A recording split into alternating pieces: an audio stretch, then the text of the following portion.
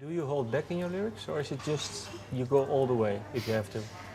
I just write. I don't even think about it. They are very open, some of them, and I have written a lot of my own experiences on things, just from pulling from different emotions, things that I have experienced, witnessing things that I've come across during my life, and also the last 2 years since I went on the show X Factor, it's been a complete crazy whirlwind.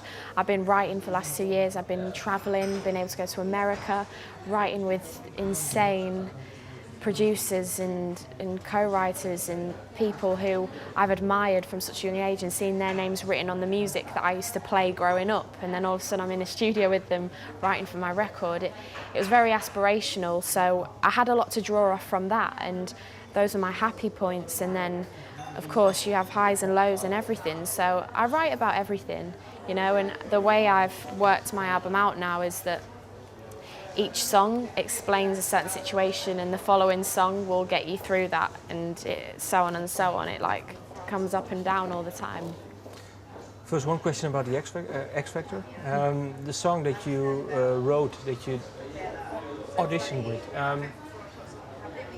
Why did you pick this song to perform? My original song that I auditioned with, the year I auditioned for X Factor was a new rule that came into it, and that was you could audition with your own song and your own instrument. And that's the only reason I auditioned, although this is what I knew I wanted to do, I never knew how I was going to get there and how I was going to do it, because I was very shy. And X Factor is something where you are getting judged, and you are, getting criticised almost on what you do. But I just wanted some feedback and some advice, and whether it meant I met a producer or someone behind the scenes and someone who could open a door for me, that's all I did it for. But I auditioned, and then I kept on getting through rounds, and I ended up on the live shows, which was like the biggest bonus. But that very first audition song for me, it was a big step for me to even sing it in front of millions of people at the time, when it aired on TV in the UK.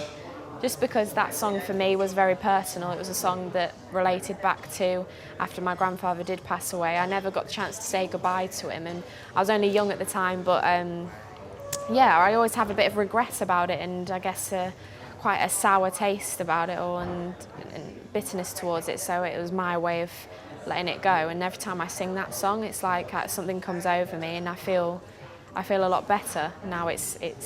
It's there, and I wrote it. What do you think he would tell you when he saw you? Well, what happened the last 2 years? I told you so. He was the one who believed in me from such a young age. He was the one who would say to my mum and dad, "She has to be on the stage one day. You've got to make sure that you do everything you can to make sure of it." And it's just crazy to think that he was right. I would always go, "Oh, stop it," like that. But he knew what he was talking about. Okay. Well, then the Chapter 1 album. Yeah. How many chapters will you write? Sing, I mean, write and sing. Oh, I don't know. Chapter 1 is kind of an album title that I came up with just because I feel like this is a new beginning for me. Although X Factor was such an experience, and I was 16 at the time, it was very much, it was like being almost like an apprentice or something, and you learnt so much, and I'm so thankful and grateful for it. I mean, it's given me such a huge platform, and I wouldn't be sat here right now today if it wasn't for it. But I do feel like having the 2 years to really grow up, not just within my music, but as a young girl, and experience things and be able to understand the music industry more, I just feel ready for it now. And I think that's what Chapter 1 kind of represents, feeling like you're ready to take on this new part of your life. And that's what it is for me. It's kind of the exciting part, I've been writing this album for 2 years, and to now share it with people, it's a big exciting moment. And whatever happened in the process, I had to make sure that I felt right and I was proud of it, no matter what the outcome. Well, you mentioned already that you work with many people that you admire.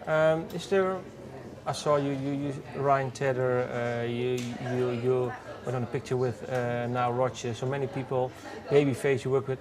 Is there someone that you learn something from? Someone, well, that you admire, that she or he said to you, well, if you write a song, pay attention to this or listen to that. Can you do you have an example?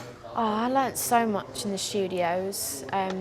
Ryan was a great guy to work with, and you know, I wrote my first single with this guy, and it's funny because it was the last song that I wrote for the record, and it happened very fast and very quickly. I mean, he came over to the UK and it was the first time we'd ever met, and within the first half an hour we grabbed lunch, we grabbed some food, we really got along. It was like we was friends, and you know, we hadn't seen each other for years, and all of a sudden we went into the studios with one another. But within the first hour we sat around a piano and we wrote the chorus to Ghost, and it just happened so naturally and very organically. And I think the thing that he taught me was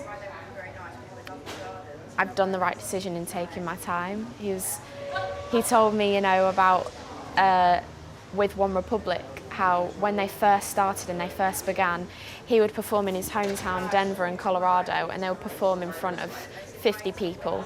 They'd go away, they'd do a tour, and they'd come back, and then it would be a couple of hundred people.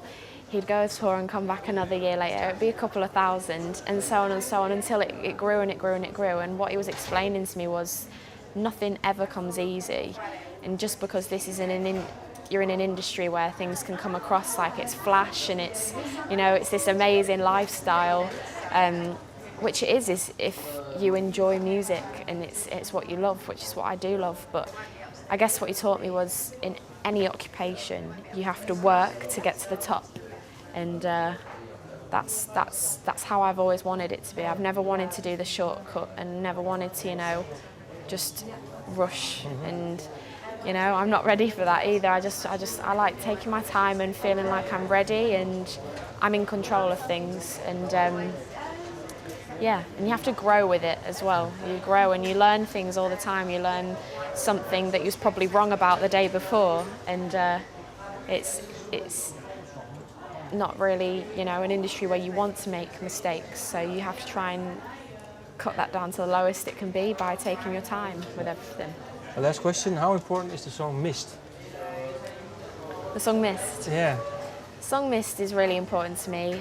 It's so important that although it was a song that everybody heard and it's got a lot of hits on YouTube, it's still on the album. I've recorded a version, and I actually went back to the studio where I first wrote it when I was younger, so it was nice to go back and feel like you know, it was a big moment to actually be writing this now and to go back in and record it knowing that it's going on an album that's going to come out.